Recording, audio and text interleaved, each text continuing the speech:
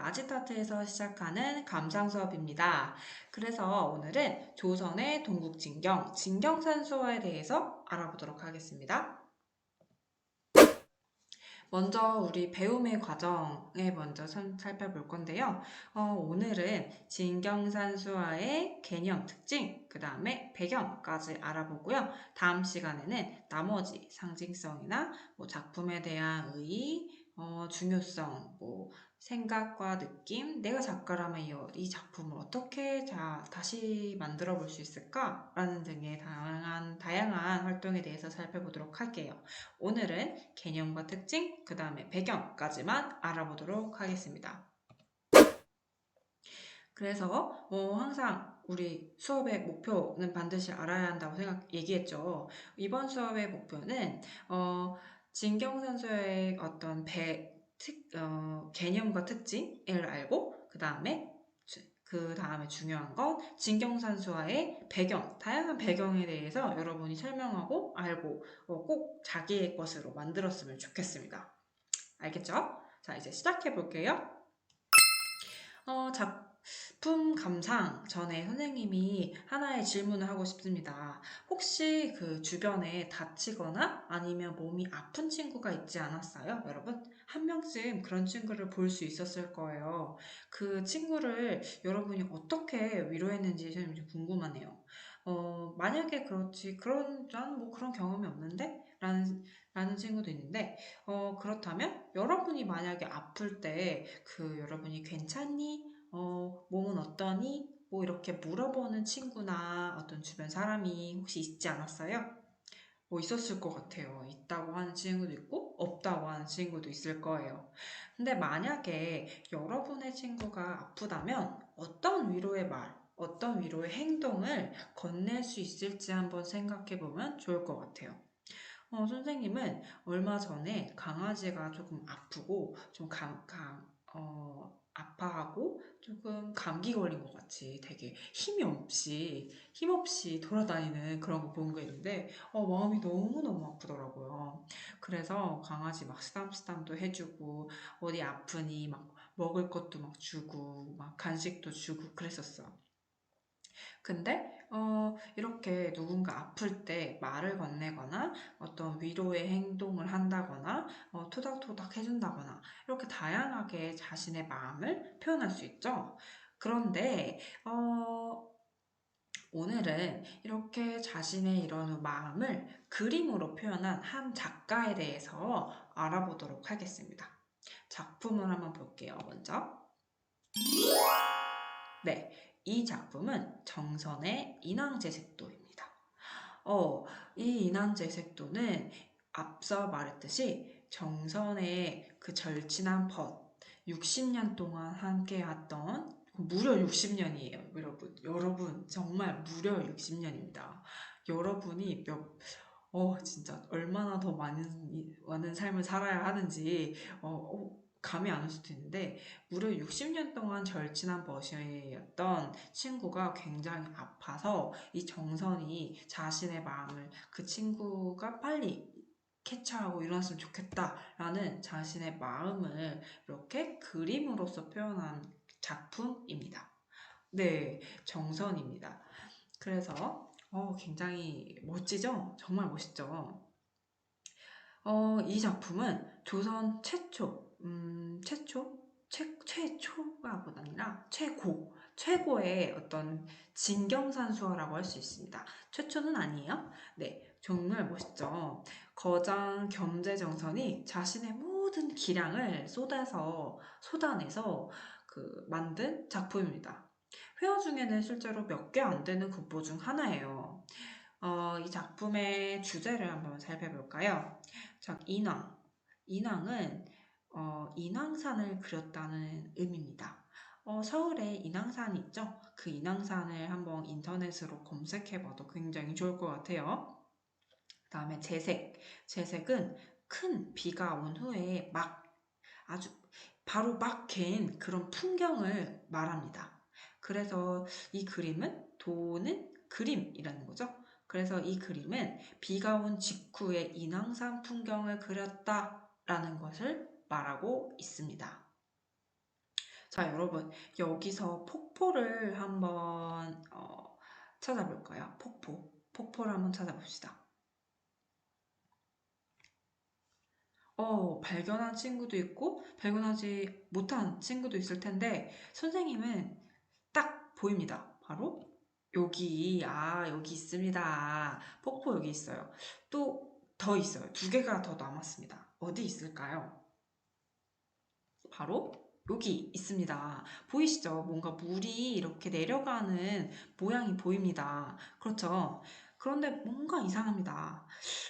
사실 인왕산에는 폭포가 없어요, 여러분. 그래서 이런 폭포가 갑자기 왜 생겼지? 라는 생각이 들 텐데, 이미 눈치가 빠른 친구들은 이미 눈치를 챘을 거예요. 바로 비가 막 몰아치고 요즘 같은 날씨죠. 요즘 날씨가 굉장히 비가 막 몰아치죠. 이런 날씨에 이 인왕산에 비가 막 몰아칠 때 딱 이렇게 폭포가 생기는 겁니다. 자, 여기서 또 작품 한번 보면은 뭔가 또 이상한 것이 하나 더 있어요. 뭔가 하나 더 있는데, 여러분, 인왕산은 이런 화강암으로 되어 있는데, 화강암이 무슨 색인지 아세요? 아는 친구들은 회색이요 라고 얘기를 할 텐데, 굉장히 회색, 이렇게 얘기하는 친구 있을 거예요. 근데 인왕산은 이렇게 화강암으로 이어져 있는데, 이 인왕산은 지금 검은색으로 되어 있어요. 화강암은 회색인데 왜 검은색이지? 라고, 음, 생각할 수 있는데, 어, 봐봐요. 있죠? 그쵸. 여기 회색이죠. 근데 여기 검은색이에요. 왜 검은색으로 표현했을까? 라고 했을 때 정서는 왜 이렇게 화강암 바위를 까맣게 칠했나 좀 이상하죠? 하지만 우리는 하나 알게 됐습니다. 방금 우리가 비가 막 몰아쳤다고 했죠. 근데 이 인왕산의 화강암 바위로 이루어진 이 바위들이 비가 오면 정말 검게 물드는 겁니다. 그래서 인왕산을 그린 이 정서는 인왕산을 눈에 보이는 그대로, 바로 그대로 풍경을 그린 겁니다. 이런 그림을 바로 진경산수화라고 합니다. 대표 작가 누구? 바로 정선입니다. 겸재 정선입니다. 그래서 이 작품을 우리는 조선 최고의 어떤 산수와 인왕제색도라고 할 수 있습니다. 정선은 이 작품을 왜 그렸냐?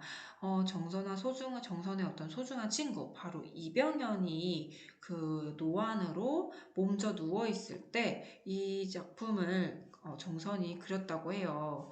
자, 정선이 그렸다고 합니다. 그래서 그 정선은 60년 동안 함께한 이병헌과 얼마 남지 않은 이별의 시간을 아마 알고 있지 않았을까 생각이 들어요.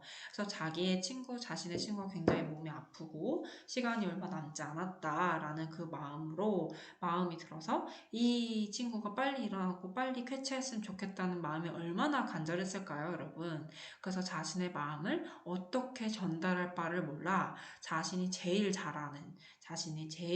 잘할 수 있는 그림 그리는 걸 통해서 자신의 마음을 이렇게 표현을 한 겁니다. 그럼 먼저 이 정선의 그런 이야기를 뒤로 한 채 먼저 진경산수가 무엇이고 오늘 어떤 이 작품을 둘러싼 배경을 어떤 것이 있는지 한번 살펴보고 이 그림 속에 숨겨진 이야기들을 알아보도록 하는 시간을 갖겠습니다. 첫 번째, 산수화의 어떤 개념과 특징에 대해서 살펴볼게요. 이번에는 개념. 진경산수화가 뭘까? 라고 했는데, 바로 우리나라 산천을 소재로 이거를 직접 가서 우리가 직접 이 그림을 그리기 위해서 직접 그 산에 가가지고 그 겉모습을 표현하는데, 이 겉모습을 사실적으로 표현한 것뿐만 아니라 정신성까지 담아낸 그림을 진경산수화라고 합니다. 여러분, 이 정신성이 뭘까라고 할 수 있는데, 정신성은 아까와 같이 정선이 자신의 친구가 빨리 나았으면 좋겠다라는 자기의 마음이라고 할 수도 있고, 자기의 어떤 이상을 정신성이라고도 할 수 있는데요. 그런 것까지 모두 담아낸 게 바로 진경산수화입니다. 그 다음에 진경산수의 특징을 살펴보도록 하겠습니다. 진경산수의 특징은 굉장히 간단해요. 두 가지가 딱 대표적으로 있는데요. 첫 번째, 남종화의 준법인 피마준과 미점준을 사용했다는 겁니다. 남종화라는 것은 어떤 중국의 화풍을 이야기하는데요. 이 중국의 화풍에서 중국의 그림에서 많이 사용했던 준법, 바위나 산을 그리는 것을 준법이라고 하는데, 이런 준법을 진경산수에서 사용했다는 겁니다, 주로. 그래서 피마준이 뭘까? 라고 살펴보면 바로 옆쪽에 보시면 피마준이 여기 있습니다. 피마준은 마의 올이 풀린 것 같다, 그런 모양이다 라고 해서 피마, 풀어 헤칠 피에 말을 이야기하는데요. 여기 그림 이미지를 보면 이게 마예요. 마의 원래 그 마라는 천 직물을 만드는 그런 재료인데, 이 보시면 굉장히 비슷하죠. 이게 막 풀려 있으면은 이렇게 풀려 있죠. 이런 게 보면은 굉장히 비슷하게 준법, 그림의 기법으로 이렇게 발전시킨 겁니다. 자, 두 번째는 미점준을 사용했다는 건데요. 미점준, 이 미는 쌀미자예요, 여러분. 그래서 지금 보이시죠? 이 쌀 모양을 미라고 하고요. 점을 찍었다 라고 해서 쌀 모양의 점을 찍었네. 어디에? 산에. 그래서 미점준을 이라고 합니다.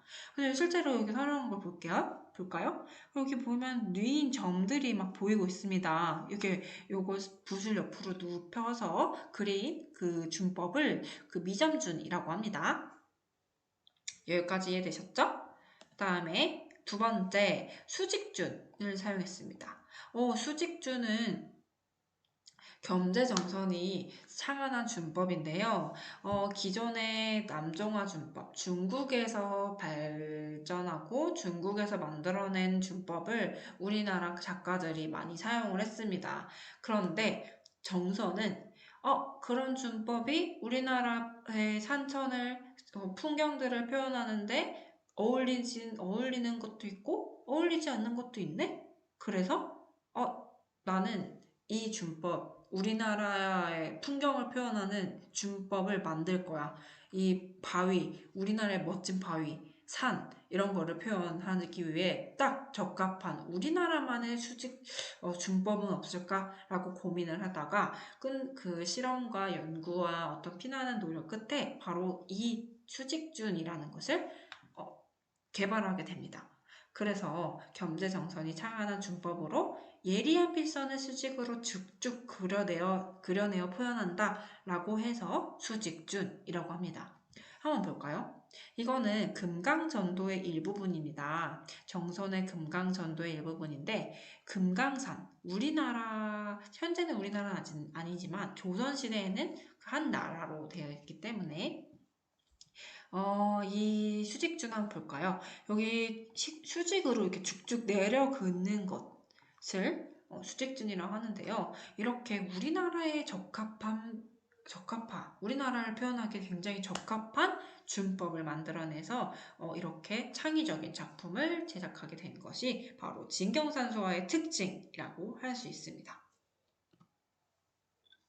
네, 다음은 진경산수화의 배경입니다.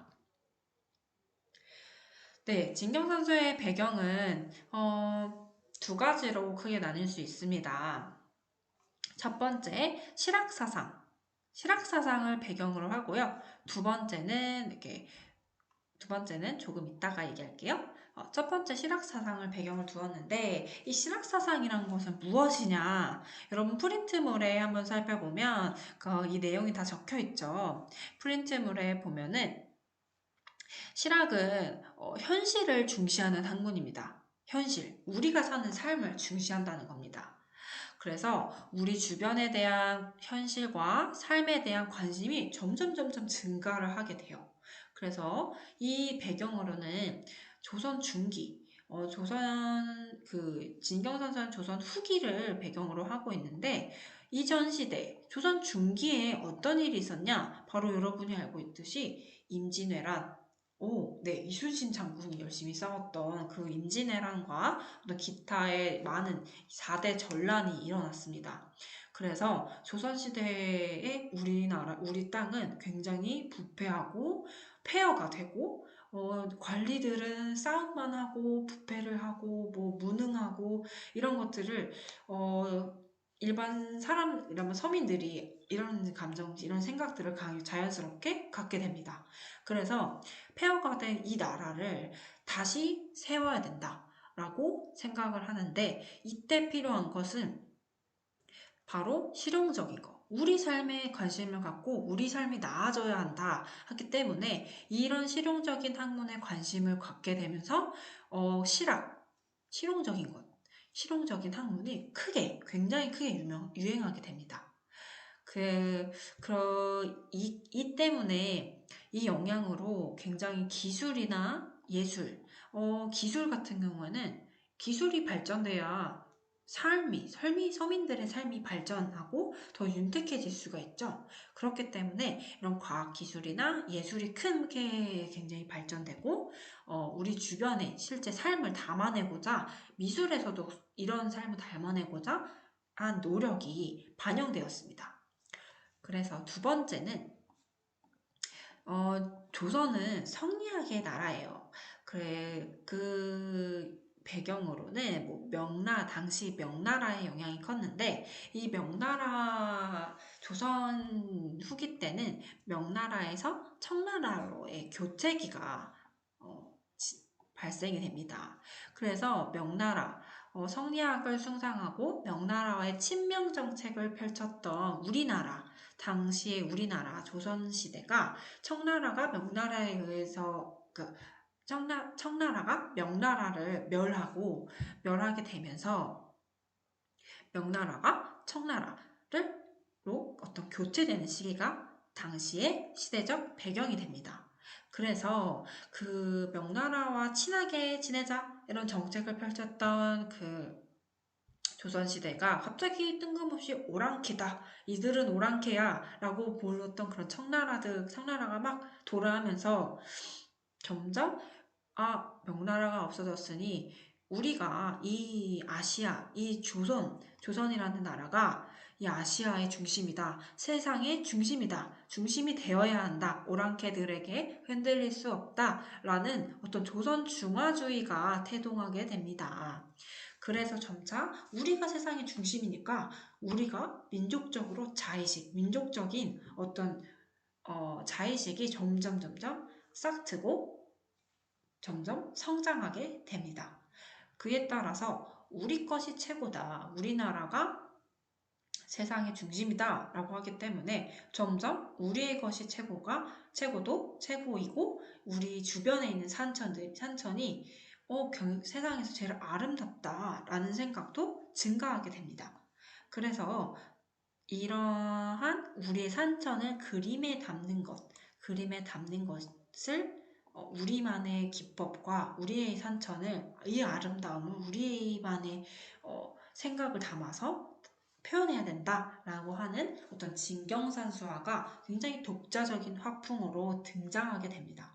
이 진경산수화는 다른 어느 나라에서 발견할 수 없는 우리나라만의 가장 독자적인 화풍이라고 할 수 있습니다. 여기까지 됐죠? 선생님이 조금 말을 이렇게 설명을 하기 위해서 기호를 길게 썼는데 굉장히 중요한 것은 선생님이 동그라미 썼으니까 여러분도 스프링 때문에 동그라미랑 아니면 형광펜을 그으면서 필기를 했으면 좋겠습니다. 여러분이 필기하는 것보다 이해하는 것이 굉장히 중요하기 때문에 꼭꼭꼭꼭 알아뒀으면 좋겠습니다. 네, 여기까지 우리가 조선시대의 조선 후기에 가장 유행했던 진경산수화에 대해서 살펴봤는데요. 이번 단원에서의 주제는 여기 중요한 키워드 주제는 여기 선생님이 다 적어놨습니다. 빈칸에 들어갈 단어를 바로 같이 한번 풀어볼게요. 땡땡 괄호란 우리나라 산천을 소재로 이를 사생하여 겉모습을 표현한 산수가 지닌 정신성까지 감아낸 그림을 말한다. 뭐였죠?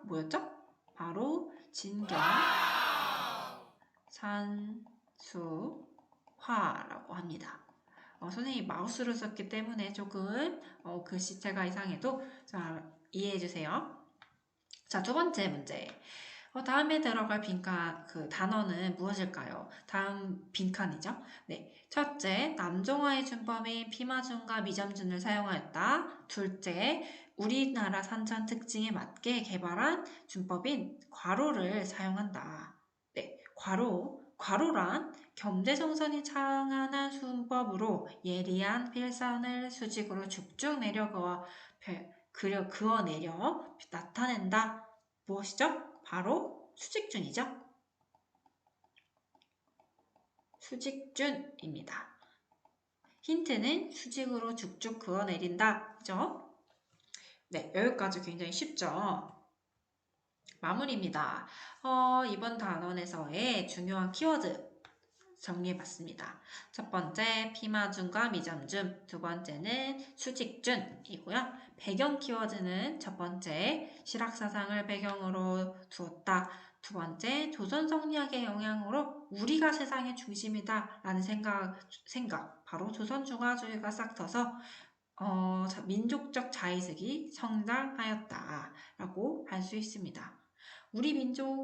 우리가 한 민족이다. 우리의 민족에 대한 자부심이 굉장히 크게 성장한 시기라고 할 수 있죠. 여기까지 진경산수화에 대해서 알아봤는데요. 다음 시간에는 진경산수화의 다른 나머지 내용에 대해서 살펴보도록 하겠습니다. 여기까지 하겠습니다.